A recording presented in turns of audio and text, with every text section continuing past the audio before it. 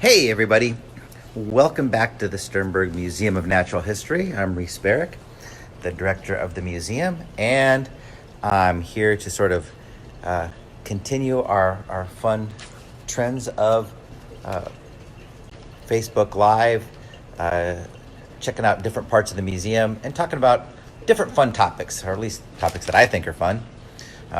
If you think they're fun, let me know. If not, you know, we'll do different things coming up tomorrow and every day after that until we get over our corona crisis. Anyway, today or this afternoon, I'm up here in the, come on, let's flip this around. I'm up in here where we're talking about tetrapods. Stepping, oh, geez, we have to get close. Stepping out into land. So we've got what I thought would be kind of cool to look at here. Oh, there we go. We have mud skippers. Mud skippers are cool fish that like to come out and run around on land. And they're kind of amazing little critters that are really still fish. They're not amphibians, as we might have mentioned before. Oops, sorry.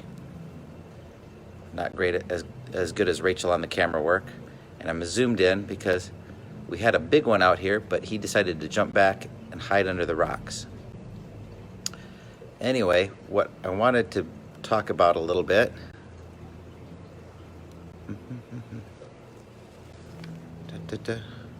Come over here, and we know that some of the first fish, come on, wow, I need to back out a little bit, that moved onto land, our fish started looking a little bit more like tetrapods around 400 million years ago in the Devonian.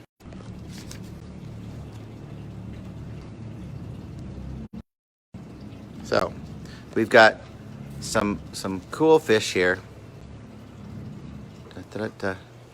And these are some stages of fish becoming more and more like tetrapods. All right. And one of the things that's interesting, if you go from a fish called Panderichthys and you look at its limbs, it's got front limb bones that have a humerus right here, a radius and an ulna, and then we got a typical fin. If we go over to you can see a similar structure where you've got a humerus, a radius and ulna, some wrist bones, and some digits. And if we move over to Acanthostega, we look at its limb bone, you start to see some similarities.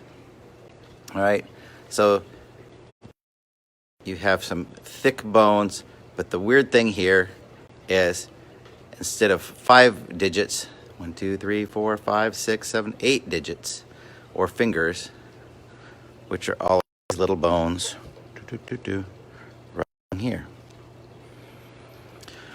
And that's one of the first things that we look at, because we know to make a transition to land from being a fish, I don't know why I can't make this a little bit smaller.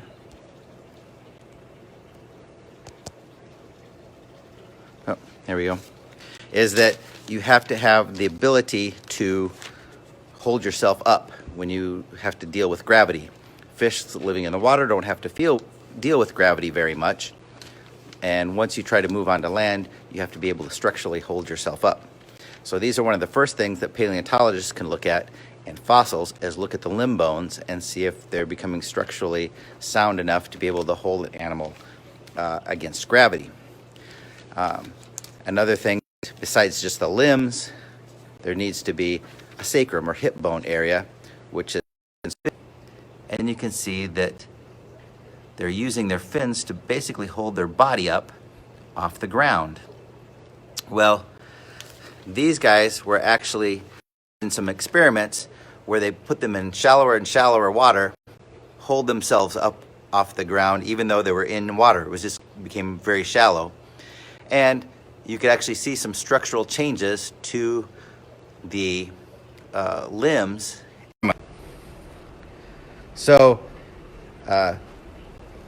even fish today have the ability to sort of strengthen up their limb bones in order to help defy gravity.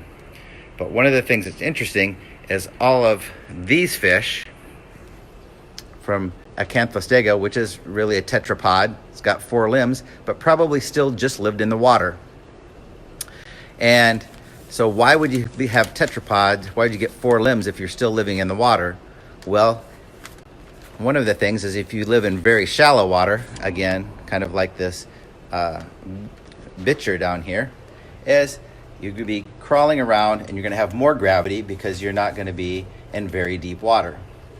You may be crawling around over rocks and over limbs, kind of like our reconstructed area here, where if you want to be able to get around and avoid being eaten, a lot of rivers in the Devonian were pretty deep in the center and had really giant fish that would be able to predate most of the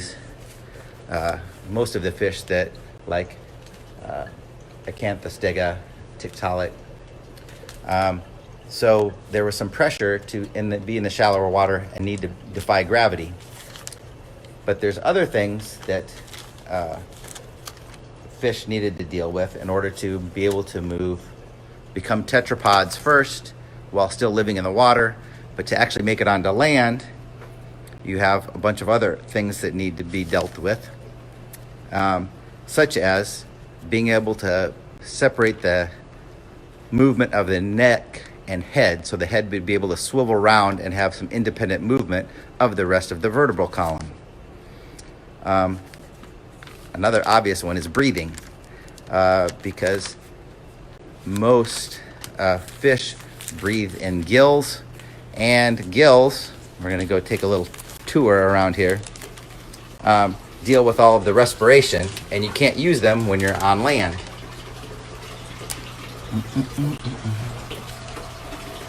I'm sneaking in the back here so we can take a look at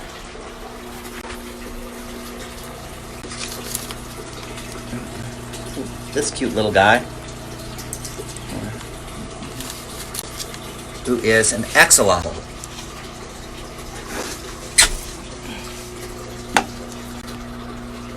We need to move him back out. Oh, there we go. An axolotl, which is related to salamanders. It's a salamander, but it has its gills, and an axolotl never morphs into a terrestrial salamander that comes out on land. So they keep their gills permanently. There is a way to force them into morphing, like most salamanders do, but they don't naturally morph. So he's kind of a cute guy. But they stay in the water all the time, so they keep sort of their gill structures out for respiration. Other than that, they have the shape. You can see their limbs, so they are able to walk around without too much difficulty because they live in water, but they still walk around on the bottom, as well as have. So, but in order for a permanent transition to land, you have to be able to move to using lungs. I'm sneaking back out around here again. And lungs are things like our tiger salamander here has. He's going to come over and say hi. And so you can see tiger salamanders have got some fairly stout limbs, they can actually move their head independently from the rest of their body. They still have pretty flat heads for living in shallow water. And these guys, when they're juveniles, they look like the axolotl, but because they can come out on land, they generally then morph into their adult form. And the other things that, yes, tiger salamanders have are lungs. Where did the lungs come from? Well, most fish, many fish, have what we call swim bladders. Swim bladders are things that fish can put in or take out gas so that they can float higher in the water column or sink further in the water column. And these things can be used to some fish, like our alligator gar, can raise their head up out of the water and gulp air, especially if they're living in water that's sort of doesn't have very much oxygen in it and they need to get some air. So that air can be gulped and put down into their swim bladder, and it can kind of functionally then work as gas exchange. And fish, as they were moving into tetrapods living in the water to tetrapods trying to move out into the air, were able to transition that swim bladder into lungs. So many fish are predisposed to having the lungs, so the ability to breathe in the air. And so, hey, we're gonna say hi. How you doing? I don't have food. I know you think there should be food, but you like being, there you go. Are you a star? He's just coming to check us all out. So that's a couple of things that many fish are pre-adapted to. They also have to be able to eat. One of the things that salamanders are able to do is they have tongues. As we may have talked about before, a lot of times fish are able to eat by getting close to something and opening their mouths really wide, and that creates suction that sort of sucks the food in. Then they can clamp with some teeth to hold on to the food so that it doesn't escape. When you get out into the air, there's no suction. You can open your mouth now really quickly, and it's not going to create any suction into your mouth. So there's no way of sneaking up on food and opening your mouth and having it be sucked right into your mouth. So the evolution of tongues became very important for being able to take food and manipulate it in your mouth and help you swallow. So that's kind of a cool thing that has to happen in our transition to learning how to live on land. And also then we have to have skin that allows you to not dry out too fast, because if you dry out too fast, you're going to die. Most fish don't last on land very long or out of the water because A, they can't breathe, and also they dry out very quickly. So salamanders represent a transition. They can spend quite a bit of time out in the air, but they always go back. Usually live fairly close to water or places where it's fairly moist. The next transition is into reptiles who can stay on land and in the air without going back in the water pretty much permanently. And the final thing is, how do you reproduce? Fish lay their eggs in the water, and the first transition to land, most amphibians still have to get back to water to lay their eggs in the water. So they don't move too far away from water because they still need it for reproduction. Well, one of the things that's interesting as we think about these transitions that happened 400 million years ago. So we have things like our acanthostega. We had a whole huge suite of tetrapod amphibians. Here's another kind of cool flat skull of a thing called Greeropeton. And then we have the really bizarre things like Diplocaulus, which had these really triangular flat heads of cool, interesting guys that swam around. So there's a transition in a whole bunch of different animals that were making this transition to becoming amphibians. But one of the things that's interesting is that all of these things basically made this transition with the exact same limb structure, but the same bones in their limbs as what we have today, with a humerus, a radius, an ulna, some wrist bones, and some digits, some finger bones. Interestingly enough, the animals wanting to transition, I'm anthropomorphizing here a little bit, so forgive me, but there are pressures to move on to land that didn't stop 400 million years ago. That's why we have things like our mud skippers, who are fish, who are trying to transition to land. And they've got a partial transition because they can survive for a while out in the air. They can run around and make tracks over here in the sand. And but they're kind of stuck a little bit because they can't leave the water for very long because they are still fish. Oh, here we go. Here's another one of our mud skippers, our bigger one. Hello. He's starting to come out. But they have to solve some things in a very different way than the early tetrapods did. For one, they don't have any hind limbs, and their front limbs are typical ray fin fishes, so they don't have the bones for a really strong support structure. But they use their front limbs to sort of hop and pull themselves pretty rapidly on land, but they don't have the structure that would allow them to walk for long periods of time on land. They can crutch very quickly, and then they've got to stop. They have also issues because they don't have a swim bladder. So they would never have the ability to create or evolve a lung. At least not the same way that other tetrapods or other fish use their swim bladder to evolve lungs.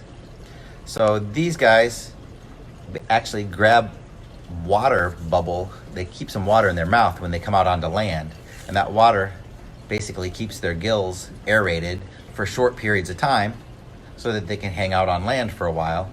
And then they've got to go back in the water and be able to grab another bit of water in their mouth so that they can keep oxygen in their gills. They also don't have tongues. They sometimes use their water bubbles when they run out and grab crickets or things to eat to help them then open their mouths up, and then that, because the water's in their mouth, it helps suction the food back down their throat so they can swallow it easily, even up on land. So the attempts to transition to land did not stop 400 million years ago with the success of the early tetrapods evolving into amphibians. But there are still some stages, and we look, as paleontologists, we see a lot of times there are examples of failed transitions, and we see fossils of animals that were unsuccessful. And in some senses, while these mud skippers are really, really cool and have a partial transition to land, these guys really are going to be failures trying to make a permanent transition to land, because one of the cool things is evolution can only work with the features, the materials, that are already there in the animals that are evolving.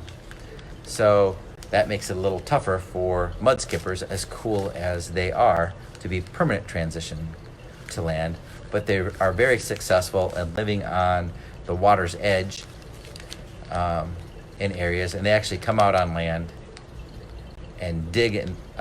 They reproduce by digging in the sand and making burrows that go back underwater where they can lay their eggs and still keep them safe from predators.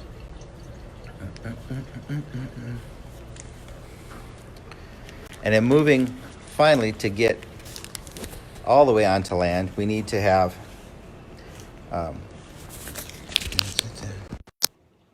Here we go.